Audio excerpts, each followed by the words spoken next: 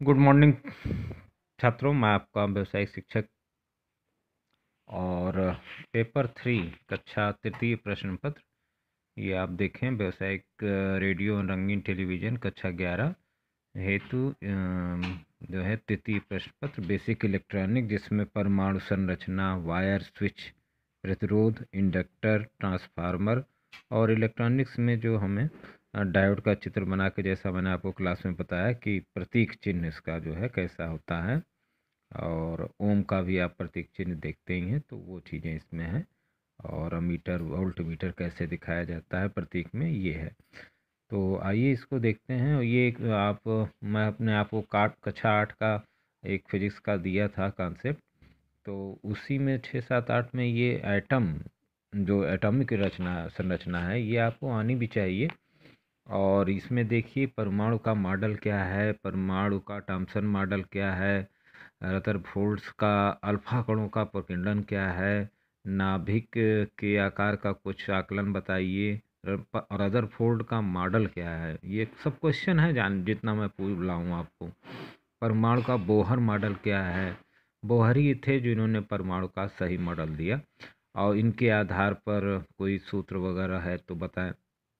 आइए देखते हैं। प्राचीन काल में ही से ही पर द्रव्य की संरचना में दार्शनिकों का भी मत था कि ये जो द्रव्य बना है ये छोटे छोटे कणों से मिलकर बना है, मगर इनके लिए पुष्टि के लिए इनके पास कोई प्रमाण नहीं था।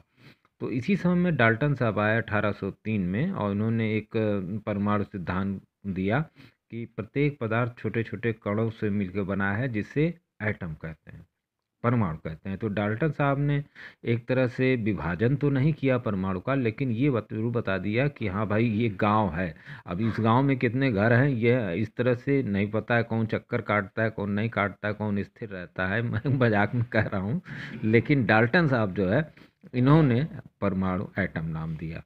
फिर देखिए 1803 के बाद 97 आ गया। 97 में जे टॉमसन, डाल्टन साहब के बाद टॉमसन साहब आए, और इन्होंने बेकुरल ने रेडियो एक्टिवता की खोज की। इसी समय बेकुरल साहब ने रेडियो एक्टिवता की भी खोज की है। और जीके का सवाल है, थोड़ा सा याद रखें, इसलिए मैं इसको रिपीट कर लेता हूँ। और जे टॉमसन साहब ने जो है जो कहा कि साहब ये जो है एक तरह से परमाणु की त्रिज्या के बारे में बताया, 1.5 गुणे 10 घाते -10, तथा परमाणु के भीतर इलेक्ट्रॉन धन आवेश वितरण के संबंध में इन्होंने कोई ज्ञान नहीं दिया। और एक तरह से उनका मुख्य रूप से था कि प्रत्येक तत्व के परमाणु में ऋण आवेशित कण इलेक्ट्रॉन होते हैं। तो इसमें ये भी इन्होंने अंदाजे से कहा कि चूंकि परमाणु उदासीन है, इलेक्ट्रॉन ऋण है, तो ये उदासीन है, तो इसके अंदर कहीं ना कहीं धन होना चाहिए। और एक उदाहरण दे दिया तरबूजे का, कि तरबूजा देखिए, मैं गांव का उदाहरण दे रहा हूँ तो ये तरबूजे का उदाहरण दे रहे हैं। तो तरबूजे को बताया उन्होंने कि तरबूजा जो है कैसे रख लीजिए, और इसमें जो है कटे हुए बीज जो है यही इलेक्ट्रॉन है, और गोला धनावेशित है। तो इस तरह से इनका टॉमसन का मॉडल आया। लेकिन रदरफोर्ड साहब आए जिन्होंने अल्फा कण, जो पॉजिटिव किरणें होती हैं, 1911 में इन्होंने अल्फा कण को जो है स्वर्ण पत्र पर जो फेंका। तो जब स्वर्ण पत्र पर फेंका तो आप देखें कि कुछ अल्फा कण स्वर्ण पत्र के आर पार हो गए, कुछ देखिए आर पार हो गए। तो इससे ये हुआ कि इस परमाणु के भीतर खोखला भाग भी है, ठोस नहीं हो सकता, और कुछ अल्फा कण रास्ते से बिखर गए। तो इसका मतलब इस पर धन आवेश होता है, तो जो टॉमसन साहब कहे थे कि इलेक्ट्रॉन होता है, तो जरूर इसके अंदर इलेक्ट्रॉन है, तभी अल्फा कण इधर उधर हो जा रहे हैं। और कुछ अल्फा कण सीधे टकरा के मतलब 90 अंश होके निकल गए। इसका मतलब कि बीच में कहीं एक छोटा सा कुछ धन आवेश है, जिसका बहुत द्रव्यमान बहुत छोटे में निहित रहता है, जिसे परमाणु का नाभिक कहते हैं। और इसका त्रिज्या जो है 10 घाते -10, ये रदरफोर्ड साहब ने यहाँ तक बताया। उसके बाद 1920 में चैडविक साहब आए, तो इन्होंने धनावेशों को पर शोध किया, पाया कि धनावेश जो होता है इसका परमाणु जेडी होता है, जहाँ इलेक्ट्रॉन जो है ई है, तथा जेड धातु के लिए नियतांक है।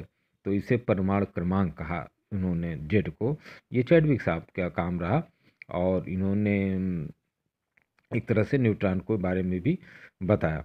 तो नाभिक के संरचना का आकलन अगर आप करें हैं तो रदरफोर्ड साहब के हिसाब से, तो देखिए रदरफोर्ड साहब का ये कहना था कि रदरफोर्ड का जो परमाणु मॉडल था, इन्होंने इस तरह से परमाणु मॉडल दिया, बीच में नाभिक रख के चारों तरफ इलेक्ट्रॉन को घुमा दिया और कह दिया कि ये इस तरह से नाभिक के चारों ओर 10⁻⁻10 मीटर की त्रिज्या में खोखले गोले में इलेक्ट्रॉन वितरित रहते हैं और इन पर कुल ऋण आवेश नाभिक के धन आवेश के बराबर होता है। यहाँ तक सही कहा।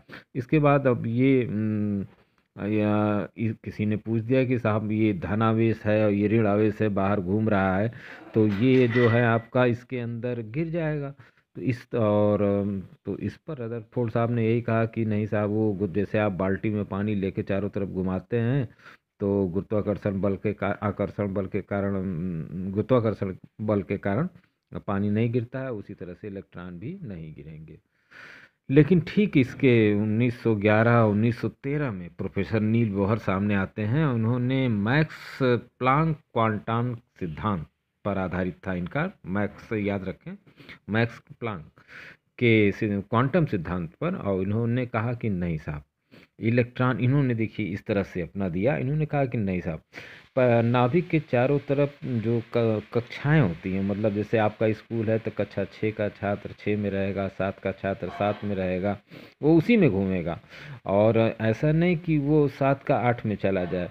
तो इन्होंने भी वही चीज़ कहा कि जो पहली कक्षा है उसकी एनर्जी है, तो अब ये अस्थाई कक्षा है, तो पहली कक्षा में एनर्जी है, तो कक्षा दो, उसमें 2 ही लड़के पढ़ेंगे, 2 ही इलेक्ट्रॉन रहेंगे, घूमेंगे, और उसके बाद जो इलेक्ट्रॉन होंगे वो 2n² उन्होंने फार्मूला दिया, और इस फार्मूले में इन्होंने कहा कि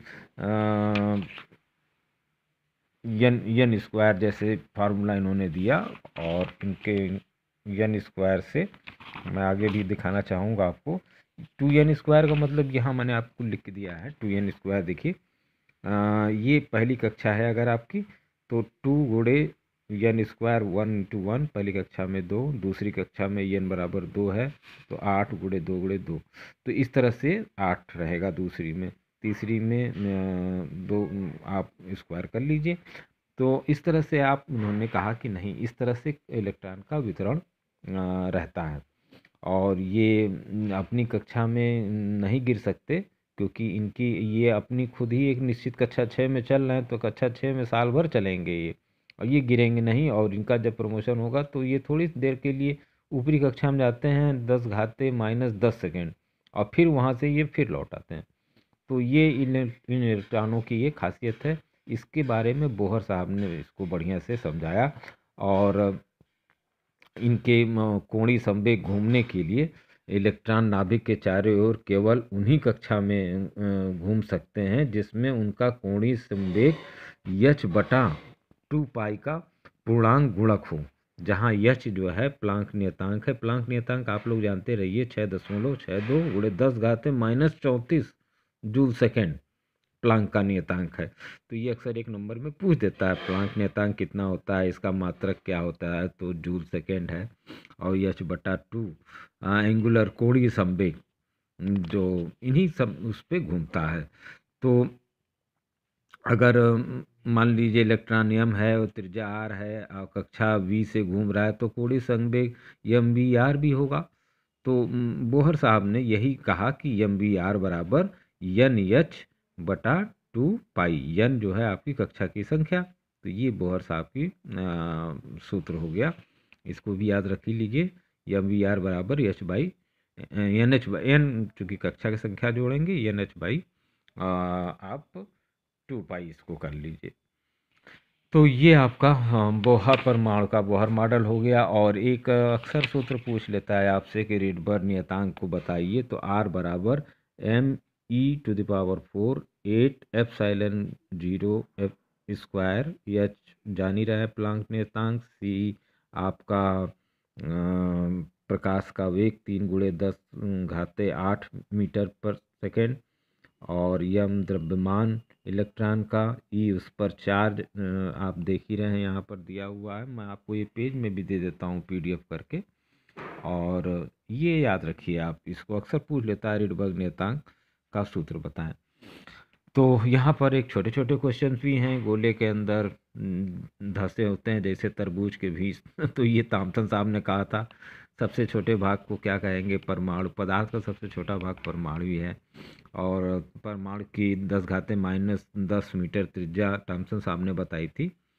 और इस तरह से मैं इस पेज को भी आपको डाल देता हूँ। थॉमसन का परमाणु मॉडल रदरफोर्ड, ये जरूर मान ली के चलिए कि 3-4 नंबर का सवाल पेपर 3, ये पेपर 3 है आपका, इसमें से जरूर आता है। अगला चैप्टर आपका वायर एंड स्विच का है। वायर क्या है, स्विच क्या है, और ये आप थोड़ा सा डिटेल पढ़ लेंगे। चालक क्या है? चालक वही जो विद्युत धारा का प्रवाह होने दे। तो तार कई प्रकार के हैं। फ्यूज तार भी होता है, यूरेका का तार होता है, नंगा तांबे का तार होता है। तो अगले चैप्टर में इसको हम लोग ले लेते हैं। ये चूँकि 10-11 मिनट का चैप्टर हो गया, लेकिन ये है कि अब ये एटॉमिक स्ट्रक्चर आपका एकदम क्लियर है। इसमें देखिए बड़ा क्वेश्चन भी यही आ सकता है कि थॉमसन का परमाणु मॉडल क्या है, इसके क्या क्या त्रुटियां थी।